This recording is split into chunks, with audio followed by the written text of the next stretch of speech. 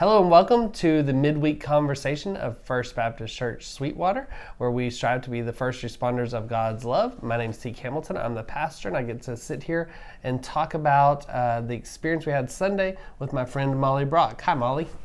Hello. It's probably my favorite intro, that part, the hello. I'll try and do it every time. Okay, good. Yeah. So we had a good week this week in worship and just an all-around good day. But you had a really good Sunday, right? I did. Because it was your birthday. It was. And birthdays are a big deal. I'm noticing that. It's always bigger to other people, though, I think. Yes. Yeah. Like, I forgot. No, I didn't forget, but, it's like... It's there. It's just there. Yep. I mean, you don't even want to tell people. No, I don't. That's true. But to us, it's not a big deal. And I think that's being an adult, but everybody else wants to make sure that you know it's your birthday. Right. So did you have a good birthday? I did. Plenty of people told you they loved you and happy birthday? Absolutely. Did anybody sing to you? Yeah. Good. Just making sure. We won't even go into that. Yeah. I'm going to say yes, whether it happened or not. So we talked about love this week as a part of our conversation. What love have you personally experienced from somebody? So like, where have you had somebody show you God's love? I'm asking this intentionally because you're coming off your birthday. Where you experienced God's love in your life Right. from someone else.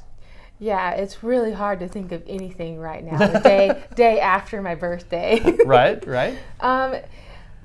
Honestly, I was thinking about this morning, and I was like, I'm so blessed by the people in my life. It's incredible, the friends that I have, you and Stacy, and that's it. No, and Sarah Godino, and right. I have friends out of town, and I get just tons of texts that pour in, and people dropping stuff off for me, and it's just really neat, and random strange surprises in the mail. Oh, good. Where I have to figure out who gave them to me, but those are the best. Anyway, yeah, it's overwhelming sometimes because I'm not great. I used to be better about remembering things and doing little things for people, and that's one thing that I want to be better about, is getting back into that. Yeah. But I'm blown away by how many people remember my birth. Like, why would you remember my birthday? And then because it's in my phone. That's why, honestly. Why, and then you go out of your way to do this elaborate thing for me, and it's so special. It really is. Yeah. It's very, I don't know. When people go out of their way to do something for you, that's when we experience God's love through them most of the time. And in my own life, I love yard work. Like, yard work for me, I love being out. Literally, yesterday I pulled weeds in my front yard because the weeds grew really fast with the rain, and I didn't want to mow it without pulling the weeds first. And so I spent about 2 hours out there just pulling weeds, a lot of weeds. But there's other people I know don't like yard work. Wendell, my neighbor, love him to death. He does not like yard work. And I came home. I was gone in October for some reason. I don't know if it had rain or whatever, but October, Pastor Appreciation Month, did air quotes, whatever. Right. And I came home and my yard had been mowed. And I noticed it because I know what my yard looks like. I pay attention to that. And I couldn't figure out who did it. And so I finally asked Wendell, I said, Wendell, did you mow my yard? And he said, yeah, but don't worry about it. I just want you to know how much I appreciate you. And the thing is with Wendell, because I know how much he hates yard work, for him to do that, that's a huge show of love to me. Right. Yeah. God speaking through him, loving me through him, because I know the sacrifice it was for him. Right. And so it was really a cool experience. And I ended up telling that story one day on a Sunday morning, and he told me I wasn't ever allowed to say that again because he had people coming up saying, well, you didn't mow my yard. What about mine? Exactly. But those are those moments where you just really feel blessed, like you're talking about, that someone just goes above and beyond, and you're like, okay, and you experience God through them. Yeah, like when you're feeling crummy, and it's like, you and Stacy are some of the first people who are like, hey, do you need anything? And texting, like, and then the last Stacy's time, much better at that than I am. the last time we were like sick in the house, like Sarah Cadino just showed up with drinks. She's like, here. And I'm like, wow, thank you. Like, it was like those little things that just, you're not expecting. And, and you know, it's just, that's your heart for wanting to love on others because you feel loved. Yeah, Yeah, definitely. So we talked about the passage this week of the teacher of the law, saying what's the greatest commandment. It starts out with Jesus saying, love the Lord your God with all your heart, soul, mind, and strength. And those are things that we say all the time. I bet kids could tell us that. Yeah. But the practical side of that is sometimes the difficult part that we don't get to talk about as often in a static form from the stage about how that looks.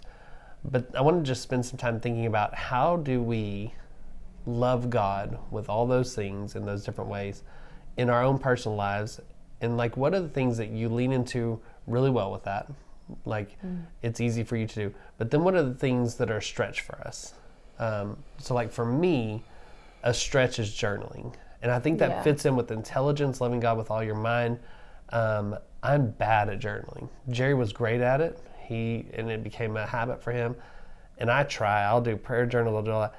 But I'm not good at creating that routine of writing. But I love to write. That's the funny thing is I love to write, but I'm not good at journaling. But it is something I try to work on as far as that goes. Because I hear stories of people who they do a prayer journal and they can write down everything they prayed for, and then they can let you know, I prayed for John this day for this thing and this just happened in your life. And so that's really cool to me. But I do struggle with that one. But I think it's an important part of our faith development, an important way that we can show love to God through our intelligence. I feel like I've been on both sides of that because I've had a season of my life where I was really good about that. I enjoyed journaling and in like the whole aspect of it, just prayer journaling, faith journal, but then just, just the everyday, just writing down stuff, and just what happened. Right. The boring. But now I'm in a season where I'm not connecting with that, and it feels like I'm like grasping for it, like, oh, I would love to start doing that again because I used to be good at it, and so I'm kind of longing to get back into that, and so it's kind of a weird, that particular one. It's like I would really like to be back in that. I know how. I've done it successfully, but it's like the season of life has kind of I've let myself get too busy and distracted is what it is. I mean, that's understandable. You do have 3 kids. Yeah. And I'm sure they're really good at giving you plenty of time to spend alone with God. Right. I feel like you set that alarm super early, like I'm going to get up early. And you set the alarm and you get up early and they're like, they wake up. Why are you awake early, Mom? Yeah, they know you're up for some reason. Why are you up so early? Oh, you're up too now. Cool. Yay. Okay, so this is sidebar. Oh, okay. At what age is that something that you can start teaching your kids? Because I don't know that we ever talked about it in my family. And maybe journaling is a thing that we're just now getting into in faith life in general. But like what age would that be something where you could say, I'm up to do my journal. Where's your journal? And then y'all do that together. I don't know. So I think that would be really cool. Like have a time where we do it as a family. Right now, Charlie not so much because he's just in first grade. So he's still kind of learning how to read and write, those kind of early things. Sawyer is, he's in third. So he's better about doing some of that independently. And we actually have like a journal page that they can do every day. Oh, okay. So cool. it's like, what are you most thankful for today? And it's like a fill in the blank. Right. So it's like kind of guiding, like this is what it would look like to do kind of this type of journal as you get older. And like I can put like a verse that we're studying that week and what does it mean? And, we can kind of break that down together and then he can fill in the parts, like what he's thankful for, what he wants to accomplish that day or whatever. So I think maybe that's why I didn't lean into journaling early on. It was always a grade. Like we did journals in literature, English class, whatever. It was a grade, and so that's all it ever was, an academic practice for me, not a growing closer to God practice. And I think that's something that it's an interesting thing. We need to get a group of parents together and talk about that. About what it looks like to create a journaling family time or something like that. Yeah, and that along with like I've really liked the idea of like doing like those family Bible study times together, in the evenings or something, and then and kind of incorporate journaling in with that. That would be really cool to try and figure that out. I like anything that's family oriented. Yeah. So another thing that I think I'm pretty good at being thankful, and responding to God with thankfulness. But I think that's part of that heart side of things, that we respond in thankfulness and we recognize every day the things that we're thankful for and the way that God has blessed us. One of my favorite practices that I've ever heard is during Thanksgiving or during November. The Greenwood family gets a pumpkin. They set it on their table, and it's the thankfulness pumpkin. And every day they write something or someone they're thankful for on the pumpkin. Ooh, and I think that's a fun way, because we always carve pumpkins. I never eat pumpkin pie or anything like that, but I like that idea. That's a cool idea. That's really neat. That'd be a fun one. And kids get it. Excuse me, kids would get into that too. Yeah, we had a thankfulness tree one time in fall, and you was a big poster of a tree, and then you'd put something on the leaves and then tape the leaves up there. Oh, that's cool. Yeah. I like that. Yeah. I'm sure the kids loved it. Yeah, they were really young, so it was me doing it. You were writing it for them. I was writing it for them. But it was really cool, because they were really tiny, and they're like, thankful for Mama and Daddy. And it was like that. Every day. Every day. And I was like, yes. You're like, I'm still first. Not Daddy, Mama. So what are the ones for you that are maybe a stretching experience, a way to love God, and kind of a stretching experience for you? I feel like I struggle we're always harder on ourselves, maybe. Yes. But I feel like I struggle with being consistent, like getting into the Word, and doing it every day for the same, like for a good amount of time, and also, so that I feel like I need to grow there. I really need to grow there, and I also need to grow in prayer more. I feel like, to me personally, I feel like I'm at that place where like I need to grow another step, go another another level up. I need to level up. And so I feel a little stagnant there. So I feel like I'm kind of being pulled, like, okay, I need to work harder here and be more intentional. I think with prayer. Well, it just so happens we're going to do a study in Psalms, and we're going to talk about that, so that'll be part of it. But I think when you talk about the Bible study part, you probably get into the same rhythm that I get into, and a lot of our class teachers do. You teach class Sunday morning. I'm doing a message getting ready, and I might be teaching something. A lot of times we get caught in the habit of studying to teach. Yes. Not studying to hear from God. Absolutely. And that sounds so like, well, can you read the Bible without, well, no, there is a different way that you read the Bible when you study versus when you're doing it for devotional. And so I hear you on that one especially. And I think the Bible app has helped me a lot also. Those plans that they have just to get your morning started off, reading scripture, hearing devotional thoughts, and really focusing in on that. And so that's one of the things that's helped me over the years. But I find myself in that trap also, that you get so caught up and you're in the Bible every day, but you're studying for something. Yes. It's a very academic approach as opposed to a devotional approach. And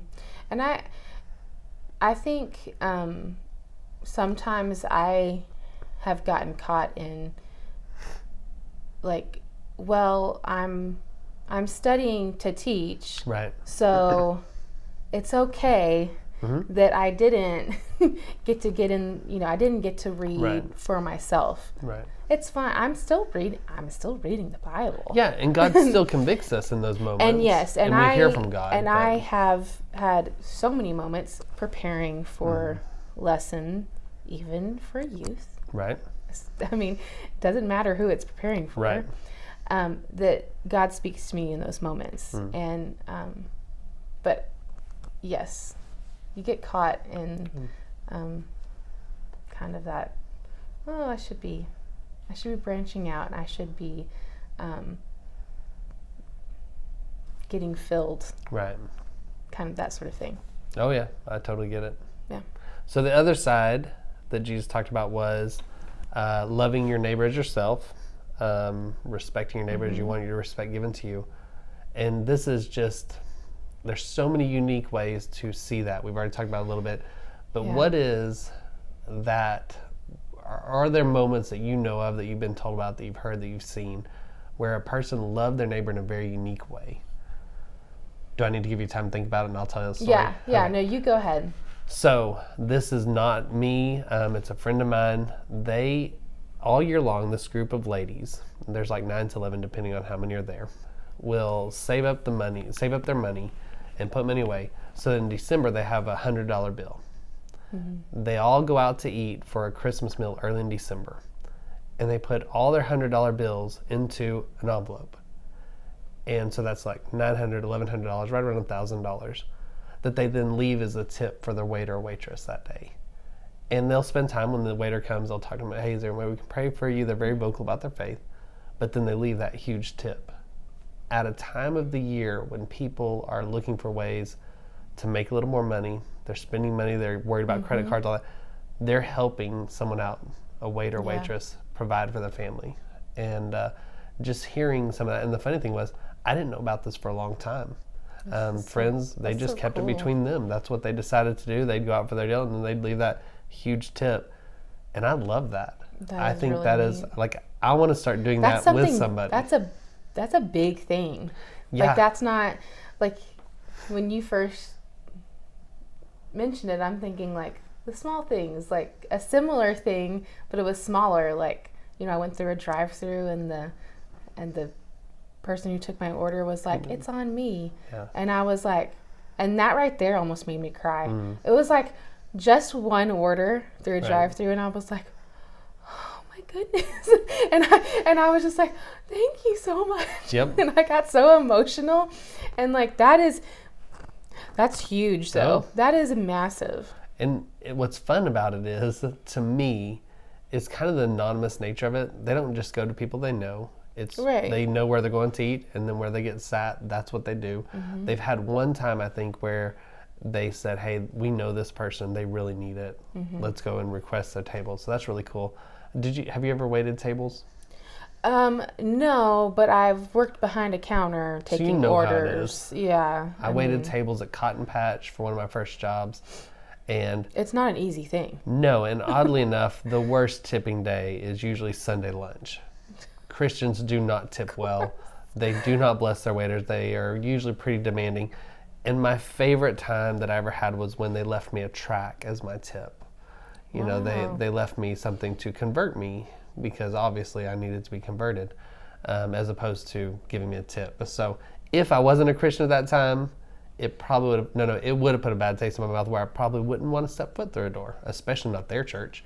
So that kind of blessing is really cool. You're loving God in that moment, but you're really showing love to that person from a faith perspective, and you're giving them the opportunity to hear from God also. So I love that one.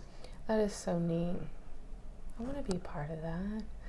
Let's do it. We'll tell Stacy and Phil this is what we're doing, and we'll go eat somewhere good, and then we'll do that. Whew. I love it. You talk about being in a drive-through. Yeah. To eat to go, something like that, just paying for the next person in line, letting them know, or not letting them know, but walking out and just knowing that they got up there and so-and-so paid for it, and who, what, and it's gone. Yeah. Those things are always neat to be a part of, like, the passing it on. Just pay for the one behind me and behind me. So that's really cool. I I've only been a part of that like maybe once or twice. I don't go through drive-thrus enough these days to ever be part of that. Yeah, it's true. And it's kind of awkward in the line when someone sees you do it, but it is a cool way to experience that, or to share that love of God with others. Any other ideas that come to your mind of things you've heard of or you've done? Well, I know that this kind of goes back a long time, the hug thing. Oh yeah, free hugs. But I mean, for some reason that has always kind of stuck in my head, like, and you know, social media now, you see stuff like that, Right. and it's still very moving. It's like people just need to feel loved, Yeah. and they need to feel loved from other people. I mean, yes, we can say all day long, God loves you, Jesus loves you, but as someone who doesn't know God, Right. they can't feel like, they need to feel like love from someone, and to just say, hey, I'm here for you, I just want to listen to you, what's going on. It's really cool. I follow someone on YouTube, and he just goes out and finds homeless people, and he's just like, what do you need?